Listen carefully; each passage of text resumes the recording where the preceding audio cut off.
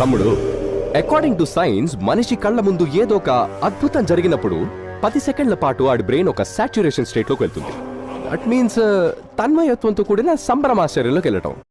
మీ సంగతి ఏమో కానీ నేనైతే ఒక అద్భుతాన్ని చూసినట్టు ఫీల్ అయ్యాను మామ. అంచనాలకు మించడం అంటే ఇదేనేమో. ట్రైలర్ 1 చూసిన తర్వాత ఫ్యాన్స్ టూ మచ్ డిసప్పాయింట్ అయ్యారు. ఎవరైతే డిసప్పాయింట్ అయ్యారో వాళ్ళు ఈ సెకండ్ ట్రైలర్ చూసాక పూనకాలతో ఊగిపోవడం గ్యారంటీ. ఎలా ఉంది ప్రభాస్ అన్న లుక్, కిర్రాక్ అసలు. ట్రైలర్లోనే ఈ రేంజ్ గూస్ బంప్స్, ఈ రేంజ్ ఎలివేషన్స్ ఉన్నాయంటే ఇంకా థియేటర్లో మన పరిస్థితి ఏంటో ఊహించుకోండి. ఫుల్ యాక్షన్ ప్యాక్డ్ బ్లడ్ బాత్కి రెడీ అయిపోండి. Prashanth Neel never disappointers. Damn sure Prashanth Neel garu ఫ్యాన్స్ని బేస్ చేసుకొని ఈ సెకండ్ ట్రైలర్ రెడీ చేసి ఉంటారు.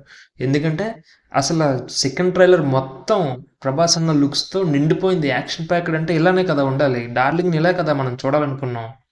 అసలు పృథ్వీరాజ్ గారిని, డార్లింగ్ని ఒకే ఫ్రేమ్లో ఆ బ్లడ్ మొత్తం ఒంటి నిండా బ్లడ్ పూసుకుని చూస్తుంటే ఇప్పుడే ఇలా ఉంది. ఇంకా థియేటర్లో మన పరిస్థితి ఏంటి మావా? ట్రైలర్ 1లో చూసిందైతే చాలా తక్కువ. సెకండ్ ట్రైలర్ చూసాక అర్థమవుతుంది. ఖచ్చితంగా ఏదో గట్టిగానే ప్లాన్ చేశారు.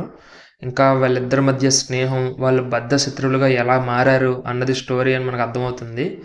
ముఖ్యంగా కాన్సార్ అంటే ఏంటి, ఆ సిటీ ఎలా ఏర్పడింది, దీని మీద కంప్లీట్గా మనకు చూపిస్తున్నారు ట్రైలర్లో. అండ్ కేజీఎఫ్కి లింక్ ఉందా లేదా అని మనం చాలామంది కన్ఫ్యూజన్ ఉన్నారు కదా. ఒక ఇంటర్వ్యూలో అయితే అఫీషియల్గా చెప్పారు ప్రశాంత్ నీల్ గారు, కేజీఎఫ్కి దీనికి సంబంధమే లేదు, సలార్ ప్రభాస్ కోసం రాసుకున్న ఒక డిఫరెంట్ స్టోరీ అని. అండ్ ఈ ట్రైలర్ చూసాక నేనైతే హైప్తో పోయేలా ఉన్న మూవీ చూసేలోపు. ఈ డిసెంబర్ 22 వరకు వెయిట్ చేయాలా అన్నట్టు ఉంది నా పరిస్థితి. Okay, wait for the Salaar సంభవం.